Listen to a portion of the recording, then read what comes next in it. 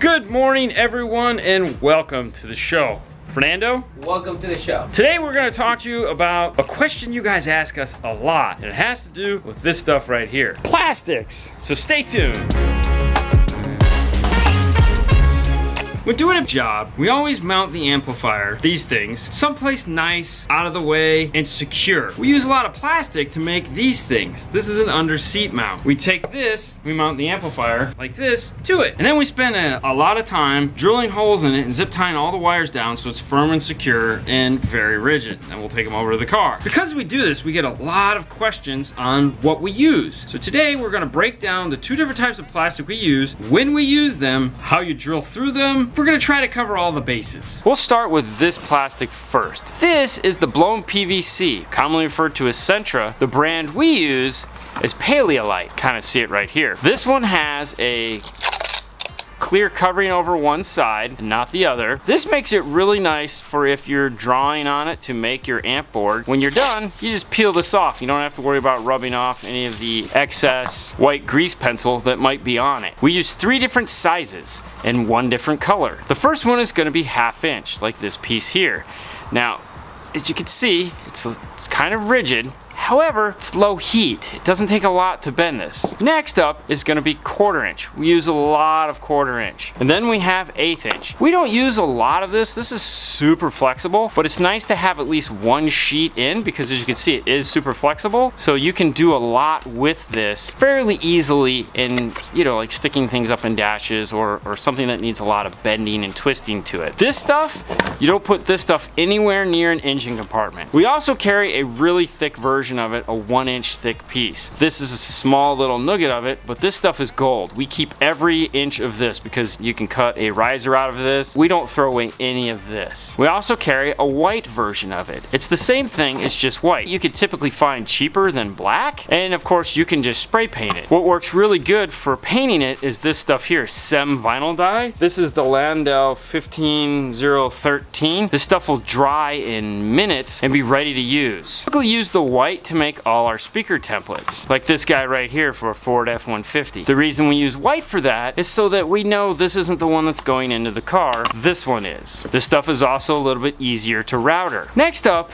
is ABS. We use 2 different sizes. We use 1/8 inch, which as you can see, is not as flexible as its counterpart. This stuff just, woo, this is a little bit more rigid. Our number one thing that we use the most of for like amp racks is 1/4 inch ABS. We use a ton of this stuff. As you can see, we have multiple pieces of 1/4 inch here. It's almost time to reorder.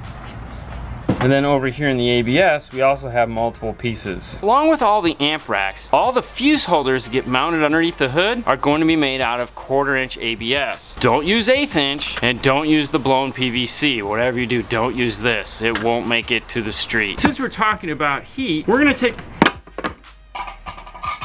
I'm gonna take a piece of 1/4 inch ABS, and we're gonna take a piece of 1/4 inch Centra, and we're both gonna hit them with our torch and see how fast we can get a 90 on these. Heat gun will work for bending both of these, and we have a couple different ones, but our preferred method is using this guy right here. This is the Power Pro butane torch. It takes this stuff here that we get from Home Depot. Of all the torches I've used, these things work phenomenal. They hold gas, they don't leak, and they get super hot. Fernando?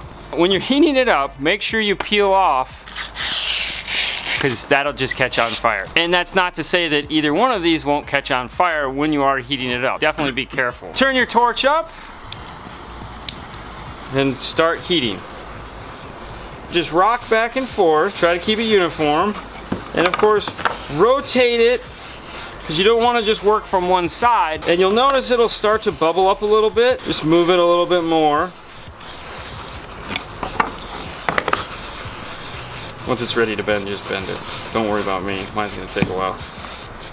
And as you can see, his is already bending. Mine, on the other hand, is barely bending. I gotta heat mine up a little bit more. Keep going, keep going. Stretch the back. Yeah, all right. And then it'll bend. And there we go. So we can line it up right here. If you take a cold cloth and rub it onto your bend, it will obviously cool down faster. You can also run water on it. Blown PVC will cool off a lot quicker. As you can see, we can already grab it from that and work it. Whereas this, Yeah, it's still, because what happens with this is as you're heating it up, it gets really, really, really, really hot inside, and then it takes forever to cool. As you can see, it's still pliable. The reason you're gonna be heating it up is for, like on this, see how this has this slight S-bend here? This is because it's going underneath the seat. It needs to fit underneath where the seat rail sits on, so it can sit as flush to the floor as possible. Sometimes you have to plane this down. That's where you take either a sander or a table saw and cut it down to 1/8 of an inch instead of 1/4 of an inch. It just depends on the car you're using. Next is gonna be cutting this stuff. How hard is it to cut the blown PVC versus the ABS? For that, we'll take a look at the 1/8 inch. That's super easy to cut, kind of. I'll set it on top of a spacer so that we have an edge. We'll line up to where we have about 1 inch. Take a dull razor knife. This is not a fresh one by any means. Push.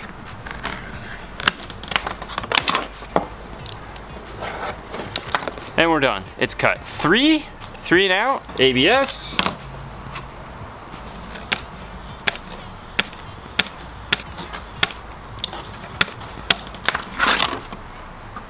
Okay, no, we're not there yet. All right, you get the idea. We're gonna be here for a while before we get this to actually break. When cutting ABS, this is how I like to do it.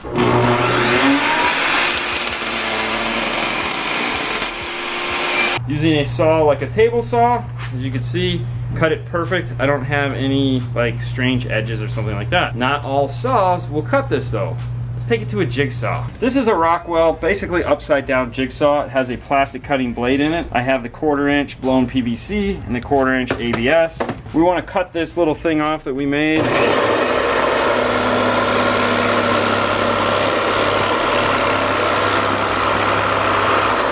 As you can see, it made quick work of that. It cut it off, no issues. There was no melting or anything like that. Do the ABS.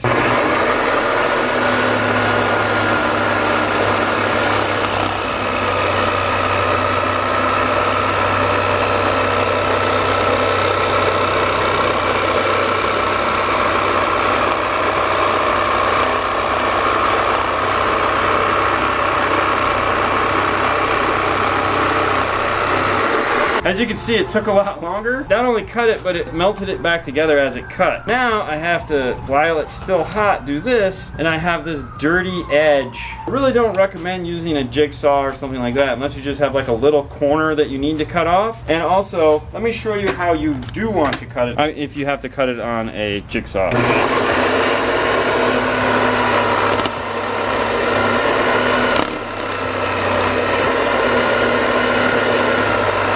If you keep going back and forth like that, it's gonna clear out the slice that you're making. But then again, it's not made if you have to do long cuts. If you have to do long cut, take it over to the table saw, or use the next technique, which is a router. We'll take some 1-inch template tape. Stick it on. I want to remove this portion of it right here. Make sure that your router height, the ball bearing that's on it, is riding this top surface. This is a spiral cut bit that we have in here.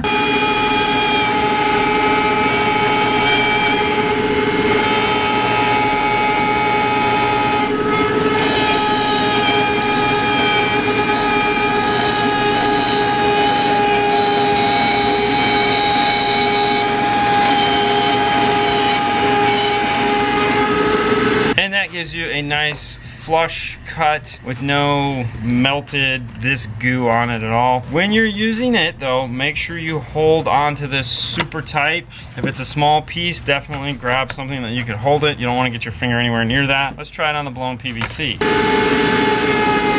Now, as you just saw, that was like super fast, like boom, done, over. This is way funner to router. It's super easy, and we have a nice flush cut the first time. This one, if you'll notice, there is a little bump right here. We would typically do this twice. And that got that out. The next thing we do when prepping one of these pieces is we do a round over. So we have a little 1/8 inch round here.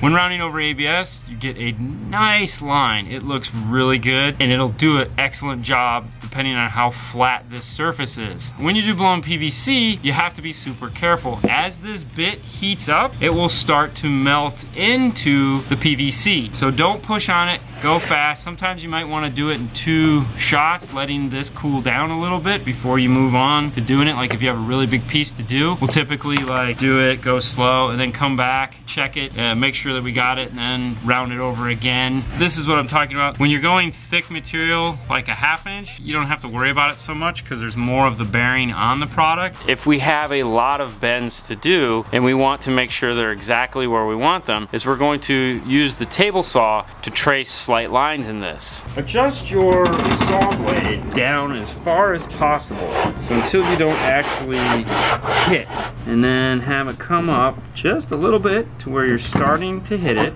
like that. Set your length.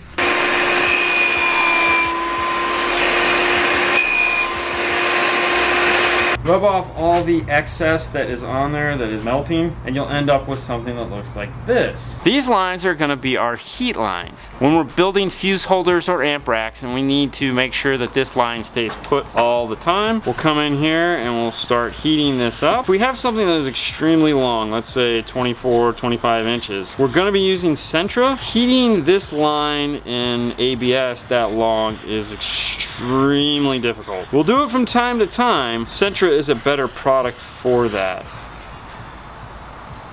Have our first bend done. I'm gonna run some water over this to make it cool faster.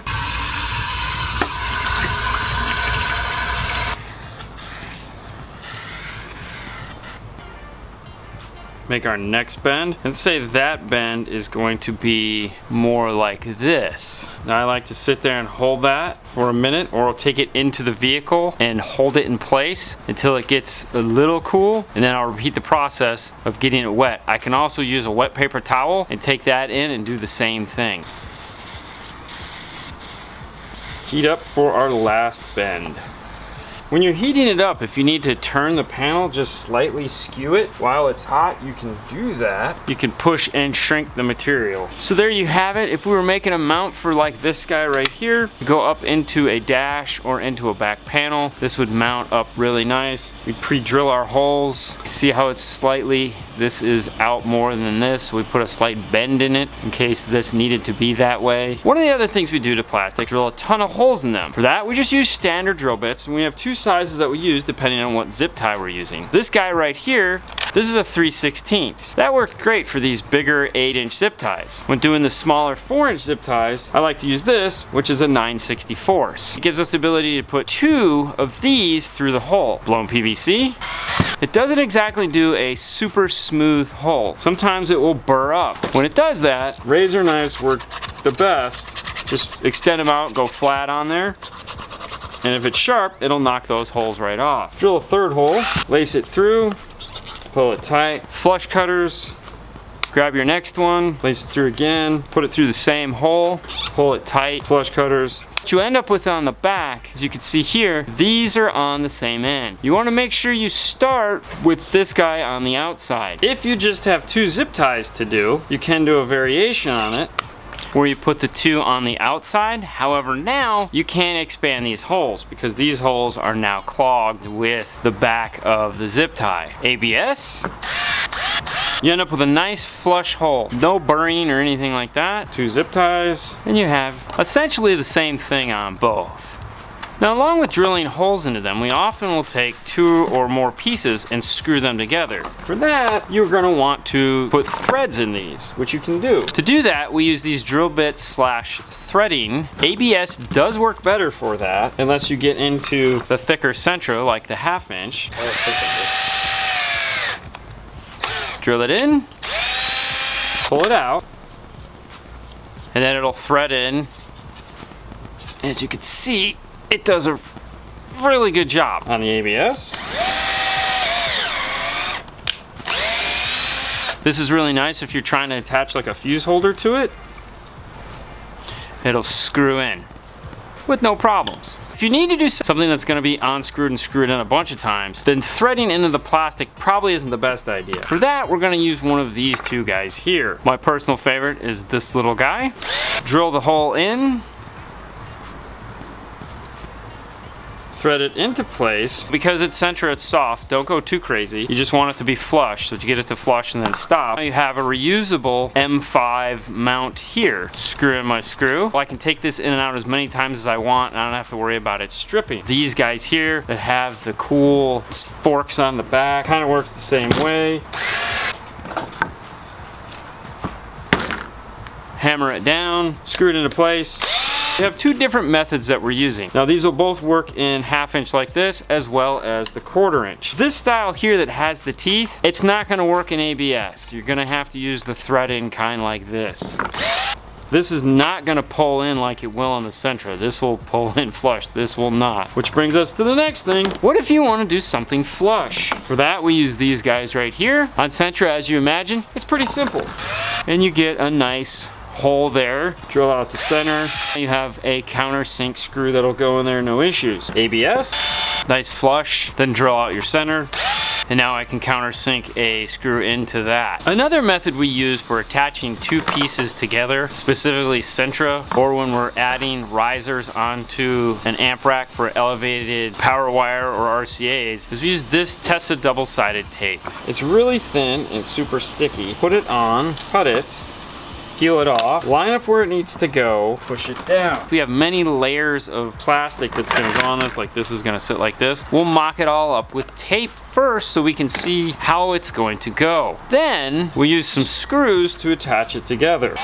Remember, this stuff is soft, so you don't want to go too crazy with it. You want to just make sure it stays nice and flush. Now we have a permanent mount. If you're using ABS and attaching it to something like this, make sure you pre-drill and countersink your holes. Don't try to use a screw to go through ABS. What happens is you get this right here, which is all this burnout, and then it dimples the other side, and you'll have to sand it flat again. Even when you're mounting an amplifier, always pre-drill the holes. I have a really thin 1/16 inch drill bit to do that. And that, guys, is the plastic we use, how we use it, and all the techniques involved. Now remember, if you want to get some of the products we talked about, even some of the plastics, you can find them at DNF Tool Drawer, dnftooldrawer.com. It's links over to Amazon where we buy a lot of this stuff ourselves. And with that, we're gonna end the show. Fernando? On to the next one, guys. Thank you for watching so much. You guys have a wonderful day. We'll talk to you later next time. Bye. Bye.